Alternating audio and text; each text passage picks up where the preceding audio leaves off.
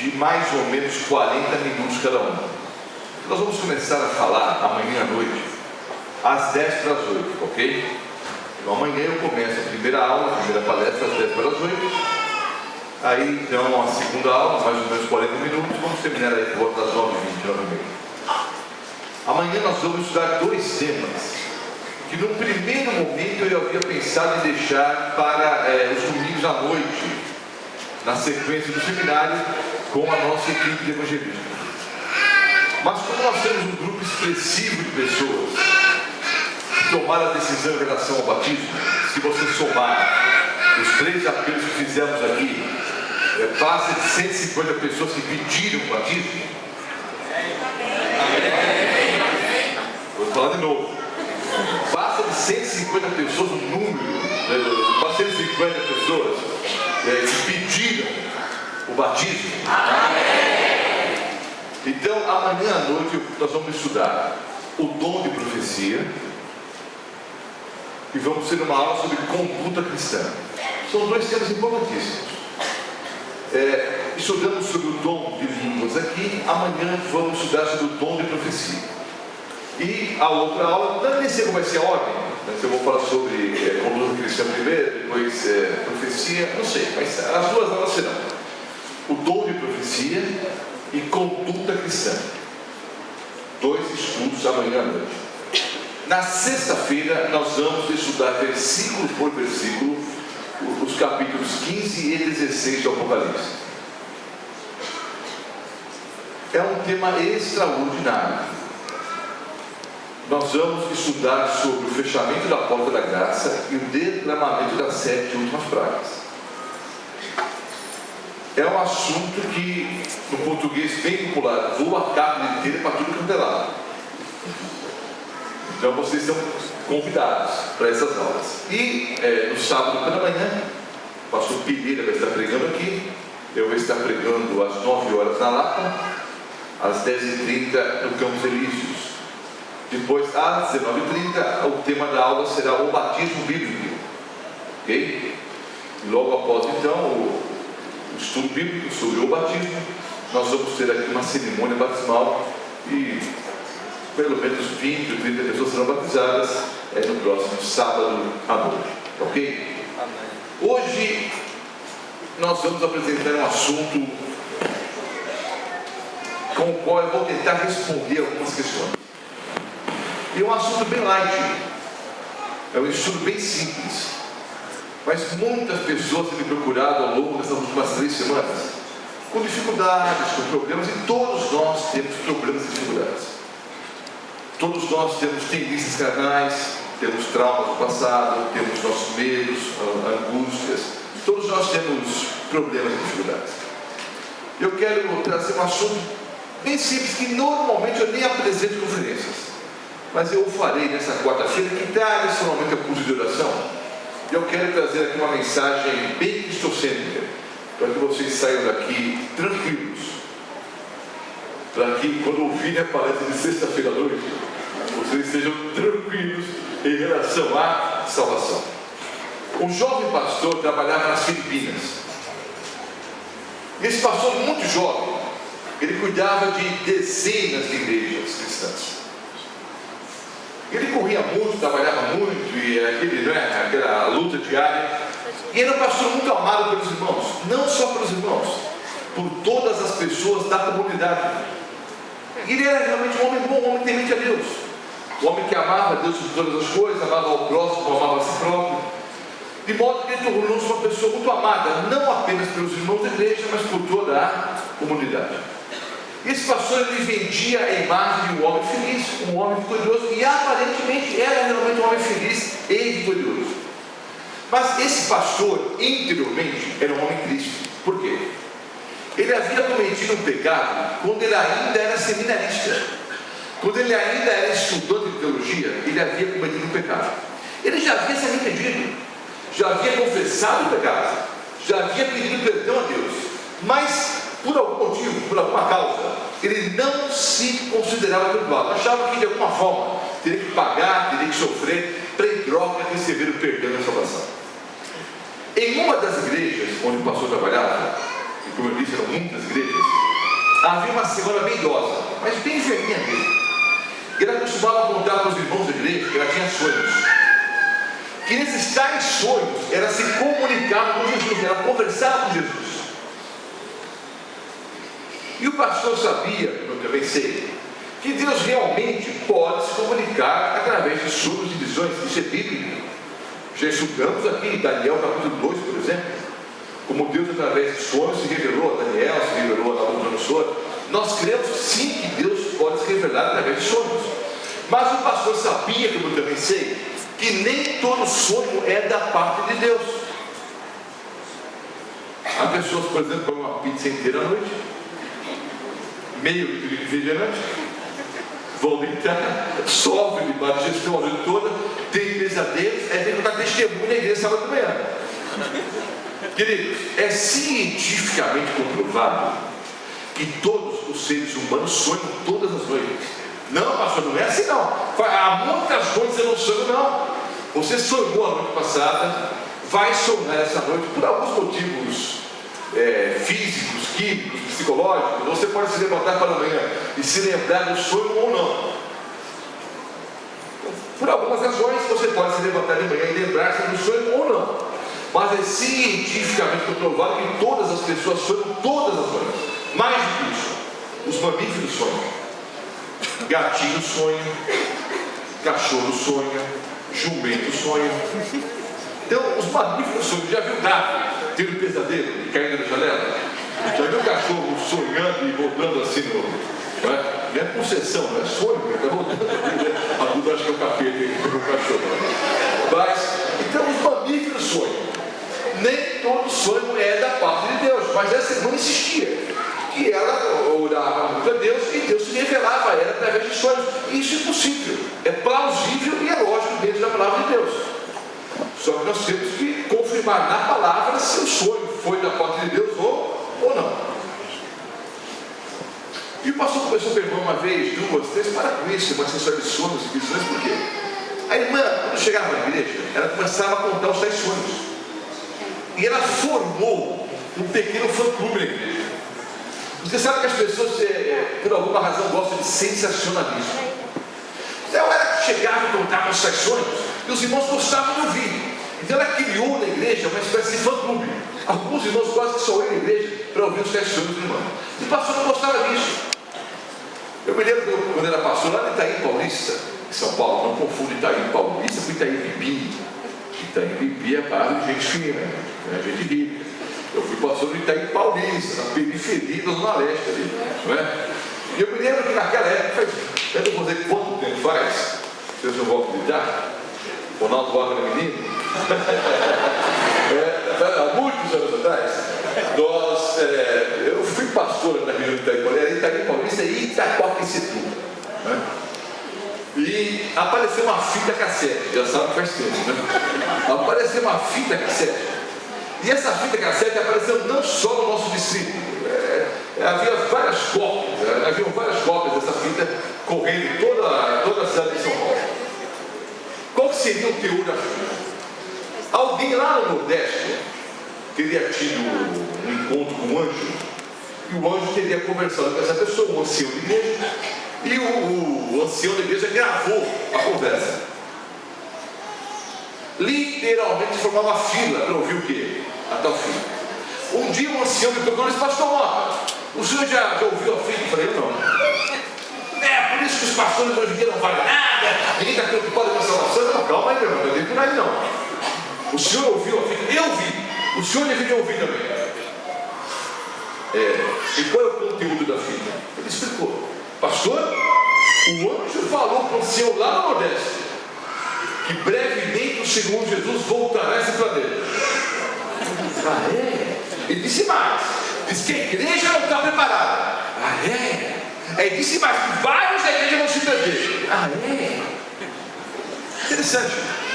2.500 versículos bíblicos dizem que o Senhor Jesus brevemente voltará a esse planeta. Só que é um fato interessante. Se o pastor ensina, pastor Ronaldo Arco, pastor Bota, pastor Pereira, qualquer pastor que está aqui hoje abrir a Bíblia e ler o texto, em breve Jesus voltará. Amém. Irmãos, eu tive um sonho nessa noite, um anjo apareceu. É interessante como as pessoas gostam de sensacionalismo, né? O fato é que a irmã contava os testemunhos que o pastor não gostava disso, falou que uma vez, duas, três, irmã, a senhora come demais. Não, pastor, eu sou muito velhinha, eu nem janto, de vez em quando um chazinho com bolachas. Na verdade, eu oro muito a Deus, porque Deus fala comigo. O pastor, então, não gostava, mas deixava a história do irmão. Um dia o pastor um pouco estressado, muita correria, muito trabalho, chegou na igreja, estava lá a irmã, com um grupo de uns 20 ou 25 irmãos, e ela contando os tais sonhos. O pastor ficou bravo. Ele entrou no meio da rodinha e disse: irmã, já mandei a senhora parar com isso e tal. E começaram uma discussão pública. Uma discussão em alto nível, né? Não houve ofensa, lógico, mas começaram uma discussão. Em meio à discussão, o pastor teve uma ideia brilhante. Ele disse: olha, irmã, vamos fazer o seguinte. Se a senhora fala com Jesus realmente, faça o seguinte: na próxima vez que ele aparecer para a senhora, pergunte para ele qual foi o pecado que eu cometi quando eu era seminarista. Porque só Jesus e eu sabemos qual foi o pecado. Se a senhora puder chegar no próximo final de semana e contar qual foi o meu pecado, eu saberei que os sonhos são da parte de Deus. Se por outro lado a senhora não puder contar qual foi o meu pecado, eu saberei que os sonhos são fruto da sua imaginação, como eu tenho certeza que são. Entenderam? Isso é um tipo de aposta santa. E a irmã tocou a parada. A irmã tocou com vários irmãos como testemunhas. E o pastor foi embora para casa preocupado. E se a tal mulher falar com Jesus mesmo? E se esse negócio de sonhos e visões que ela diz ter, se forem realmente da parte de Deus, ela vai conversar com Jesus. O Senhor Jesus vai contar qual foi o meu pecado, ela vai perguntar, isso vai contar. No final de semana, reúne os irmãos, conta o meu pecado, e isso é desmoralizado publicamente. Os irmãos jamais vão confiar, nem se eles souberem que eu fui capaz de ter um hediondo quanto aquele. O pastor teve uma semana miserável, ele mal conseguiu dormir. No final de semana seguinte, ele voltou à igreja, um pouco atrasado, passou na igreja, passou outra, chegou bem na hora do culto, cheio para pregar. A hora que ele entrou, abriu a Bíblia, ele olhou na primeira fileira, primeiro banco, a irmãzinha. O pastor olhou para a irmã olhou para o pastor e deu um sorriso bem rápido. O pastor olhou desconfiado e pensou: ela falou com Jesus. Só pelo jeito que ele estava encarando, ela falou com Cristo. E ela sabe qual foi o meu pecado. Agora sair lá, vai reunir os irmãos, vai contar o sonho, consequentemente vai contar qual foi o meu pecado. Eu vou estar desmoralizado publicamente, vai ser uma vergonha. O pastor esqueceu o texto bíblico, esqueceu o sermão, o povo esperando o sermão começar e nada. Aí o pastor fez uma oração silenciosa: Senhor Deus, é o último sermão da minha vida, pelo menos como pastor. Mas eu esqueci o texto, esqueci o sermão, me ajude, por favor. Deus o abençoou mais uma vez. Ele fez um belo sermão, cantaram no final, fez a oração final e ficou à porta cumprimentando as pessoas.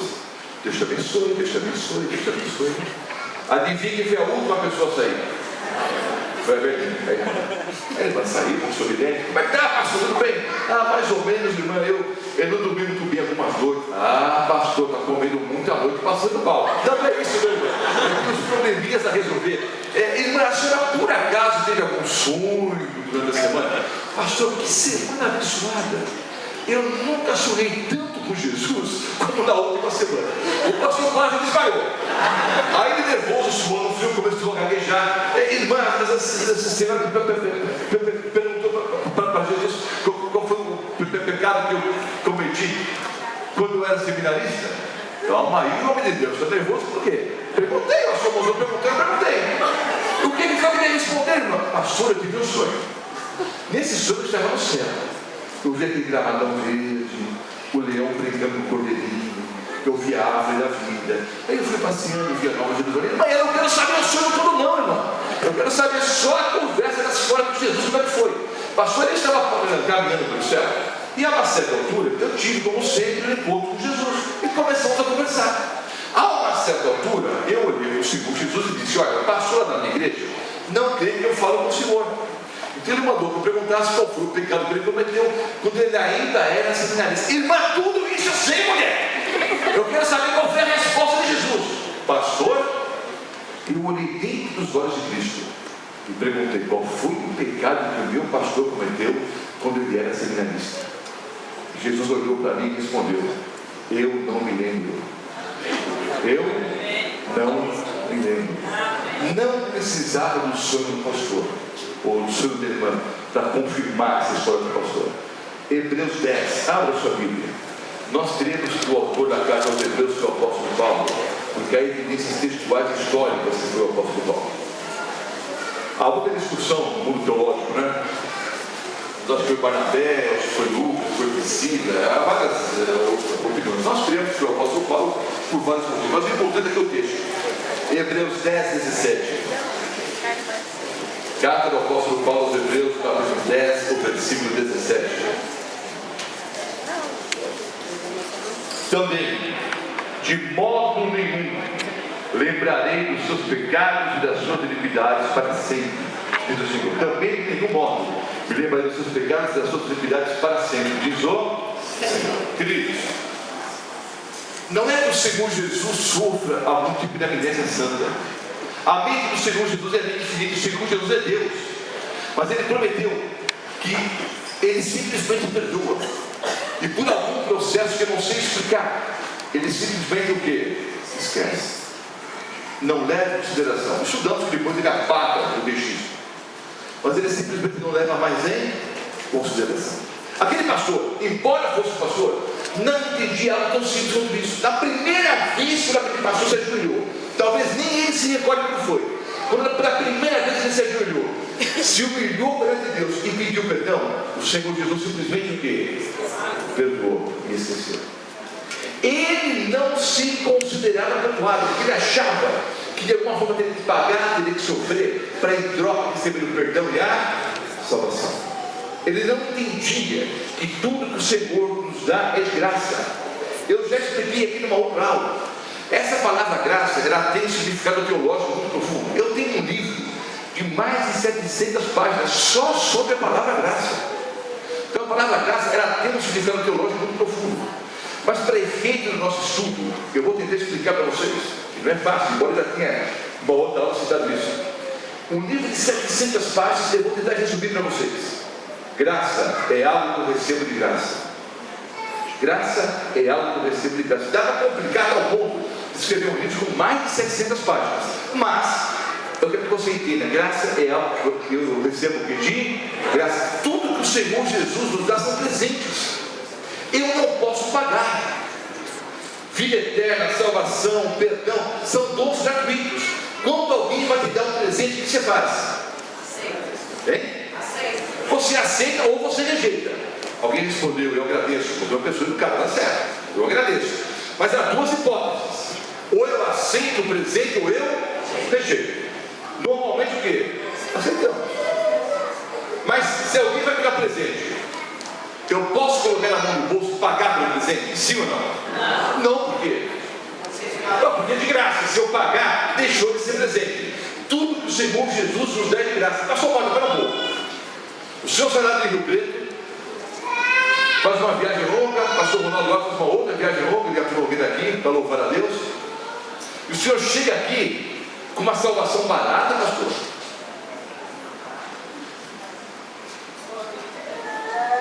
O senhor quer enganar o povo de Ribeirão Preto, pastor, o povo de Ribeirão é inteligente. Que negócio é esse? O camarada matou, roubou, adulterou, usou drogas, fez um monte de coisa errada. Aí ele simplesmente pede perdão, Deus perdoa, esquece. Que negócio é esse, pastor? O senhor está apresentando uma salvação fácil e barata. Ele diz, não é fácil nem barato. Não foi fácil e tão pouco barato. Custou a vida do meu Senhor e Salvador Jesus Cristo, que morreu em meu lugar na cruz do Calvário. Mas Ele pagou. Eu não posso pagar, Ele já pagou.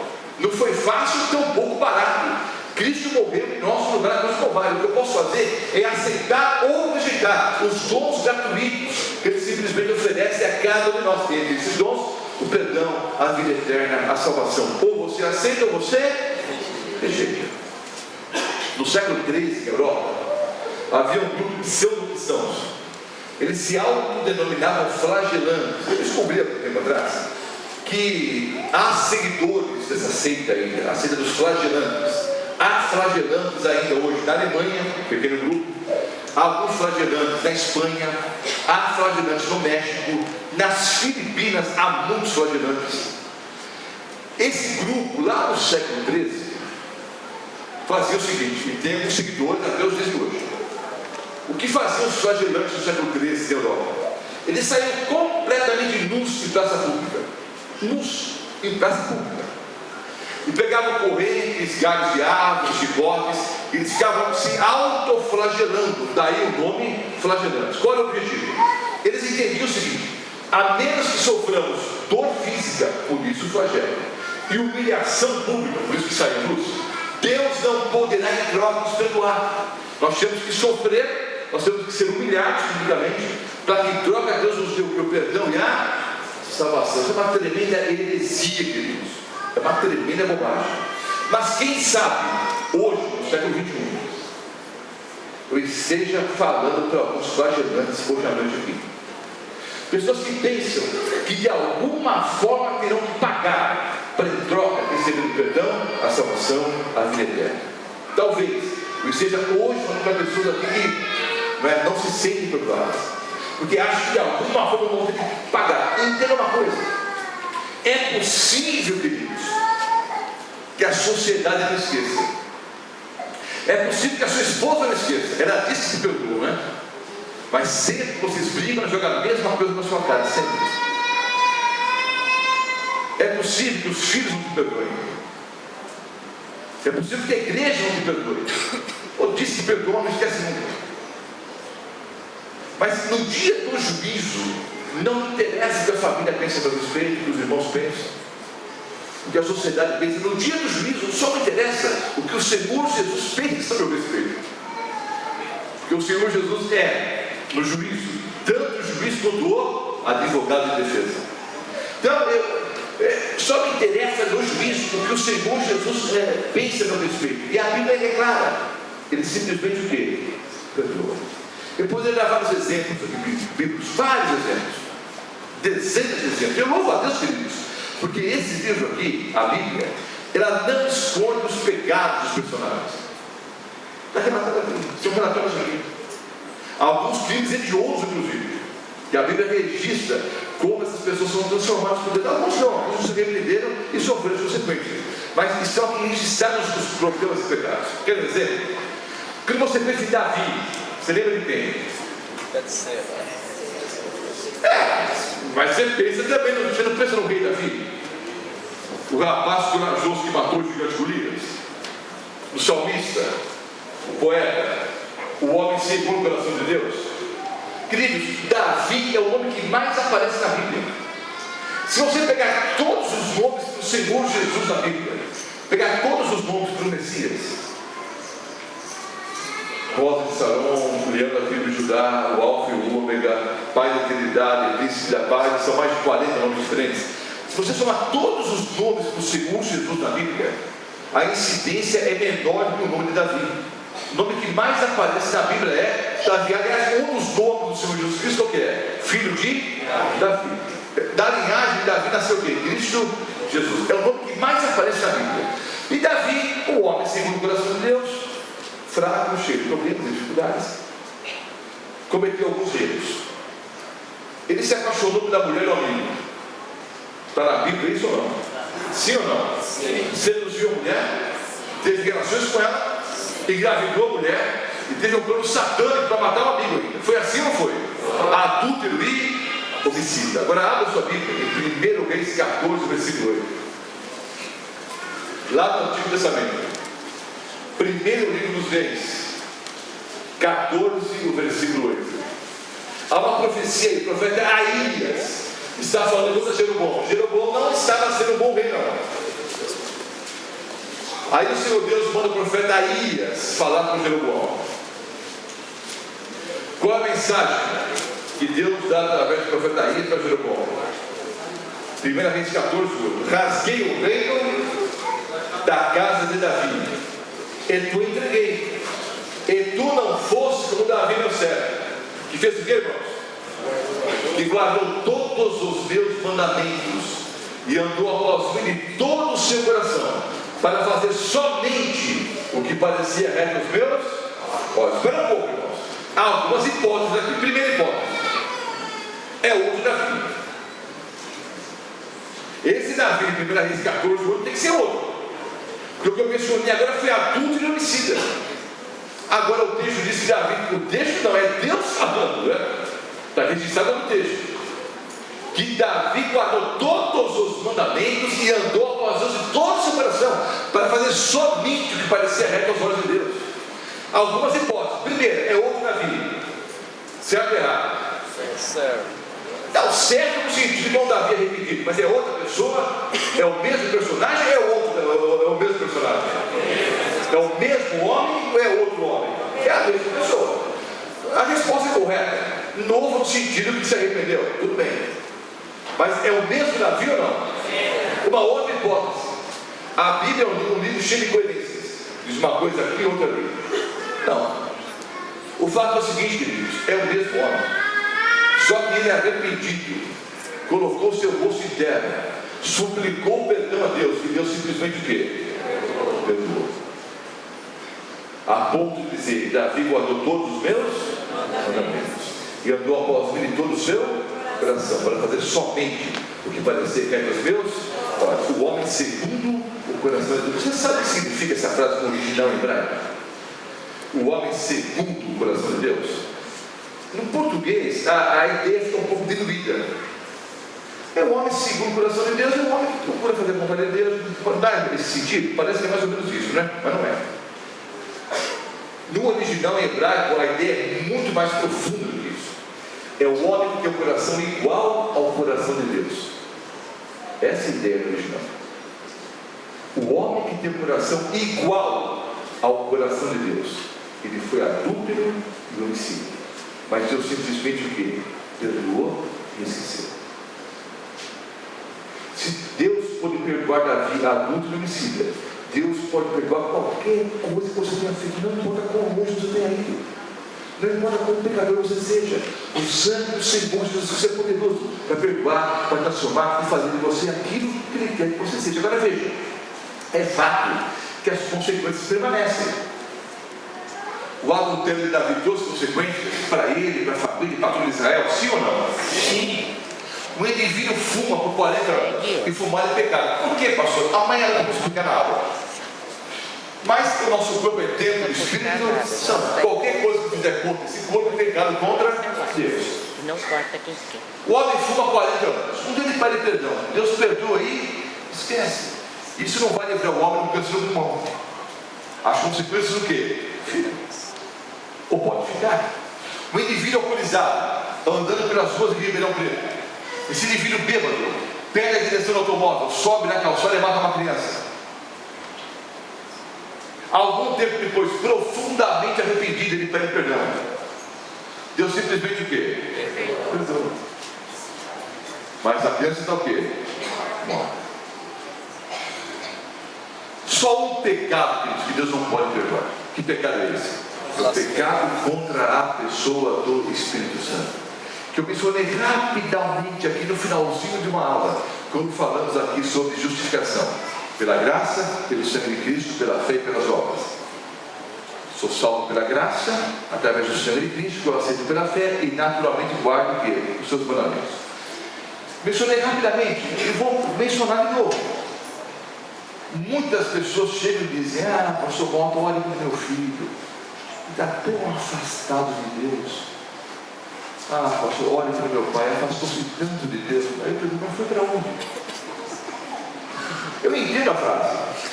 É uma frase humana, né? Só pode ser humana, porque nós somos humanos, né? Mas é uma frase humana para explicar coisas divinas. E às vezes nós explicamos de forma coerente. Fulano de tal afastou-se de Deus. Ele foi para onde? Foi na mais alta montanha. Deus disse ou não? No mais profundo abismo. Deus disse ou não? Então, para onde eu posso fugir da face de Deus? Para nenhum.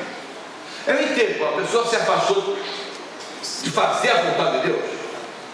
Afastou-se dos princípios divinos, tudo bem. Mas afastou-se da pessoa, ele foi para onde? Vou explicar para vocês o que é o pecado contra o Espírito Santo mais uma vez. Pastor, eu estou preocupado. Você está preocupado, amém. Você não pecou ainda. Contra o Espírito Santo, porque ele me convence da justiça, do pecado e do juízo. O que nós vulgarmente chamamos de peso peso na consciência é, na verdade, o que? A ação da pessoa do Espírito Santo. Então o Espírito Santo vem e diz: Roberto, quanto você pegou? Ah, peguei, mas tem gente muito pior do que eu na igreja. Deve ter